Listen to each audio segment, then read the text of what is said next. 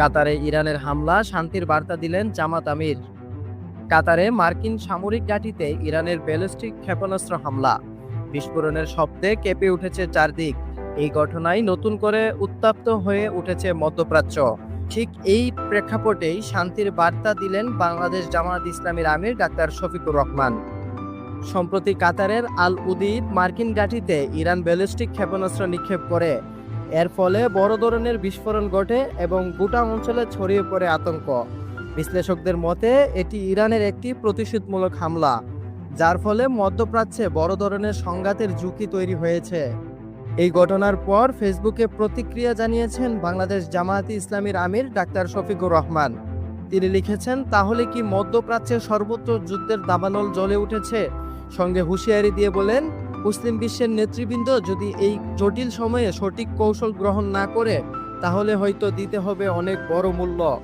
Doctor Shafiqur Rahman আরও বলেন, ভাইয়ের রক্তে আরেক ভাই গোসল করুক, এটা আমরা চাই না। সবার উচিত দায়িত্বশীল ভূমিকা পালন করা।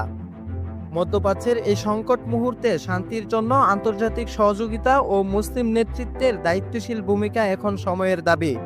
যুদ্ধ নয়, শান্তির পথে হোক বিশ্ব। বাংলাদেশ জামায়াত ইসলামীর আমির।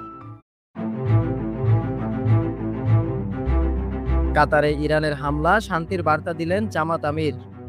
কাতারে মার্কিন সামরিক ঘাঁটিতে ইরানের ব্যালিস্টিক ক্ষেপণাস্ত্র হামলা, বিস্ফোরণের শব্দে কেঁপে উঠেছে চারদিক। এই ঘটনায় নতুন করে উত্তপ্ত হয়ে উঠেছে মধ্যপ্রাচ্য। ঠিক এই প্রেক্ষাপটেই শান্তির বার্তা দিলেন বাংলাদেশ জামায়াত ইসলামীর আমির ডাক্তার শফিকুর রহমান। সম্প্রতি কাতারের আল উদিদ মার্কিন ঘাঁটিতে ইরান ব্যালিস্টিক ক্ষেপণাস্ত্র নিক্ষেপ করে। এর ফলে বড় ধরনের বিস্ফোরণ ঘটে এবং গোটা অঞ্চলে ছড়িয়ে পড়ে আতঙ্ক।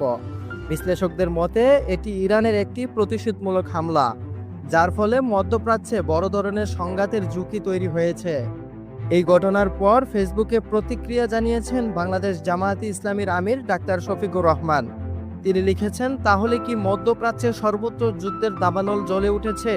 সঙ্গে হুঁশিয়ারি দিয়ে বলেন, মুসলিম বিশ্বের নেতৃবৃন্দ যদি এই জটিল সময়ে সঠিক কৌশল গ্রহণ না করে, তাহলে হয়তো দিতে হবে অনেক বড় মূল্য। ডাক্তার শফিকুর রহমান আরও বলেন, ভাইয়ের রক্তে আরেক ভাই গোসল করুক, এটা আমরা চাই না। সবার উচিত দায়িত্বশীল ভূমিকা পালন করা। মধ্যপ্রাচ্যের এই সংকট মুহূর্তে শান্তির জন্য আন্তর্জাতিক সহযোগিতা ও মুসলিম নেতৃত্বের দায়িত্বশীল ভূমিকা এখন সময়ের দাবি। যুদ্ধ নয়, শান্তির পথে হোক বিশ্ব। বাংলাদেশ জামায়াত ইসলামীর আমির।